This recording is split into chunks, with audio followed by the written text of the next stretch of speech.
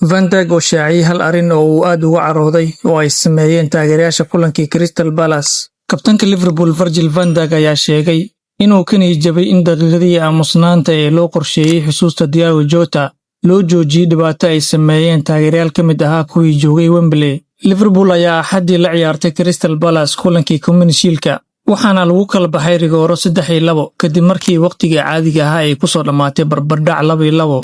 Aamusnaanta ayaa lagu xuseeyay Jota iyo walaalkiisa Andre Silva, kuwaasi oo ku dhintay shil gaari oo ka dhacay waqooyiga Spain Khamiistii 3 Luulyo. Hase yeeshee waxaa lagu qasbanaaday in la joojiyo ciyaarta kadib markii taageerayaal ka tirsan Palace ay carqaladeeyeen, taasoo keentay in taageerayaasha Liverpool ay qeyliyaan si ay uga jawaabaan. Van Dijk ayaa yiri, "Haa, waan ka niyadjabay. Taasi waa wax kaliya ee aan sheegi karo. Ma garanayo cidda samaysay, laakiin waxaa jiray dad badan oo isku dayay inay aamusiyaan xaaladda, balse sida muuqata taasi waxuma tarin." Wuxuu intaas ku daray, "Waa sida ay tahay, ma awoodid inaad xakamayso inta taageere ay joogto garoonka. Miyaad aamusin kartaa 80,000 oo qof oo garoonka joogta? Marka waa niyadjab in sidaas la maqlo. Balse haddii qofkaasi ama dadkaasi ay gurigooda ku laabtaan oo ay ku faraxsan yihiin waxa ay sameeyeen, markaas waa arrin naxdin leh."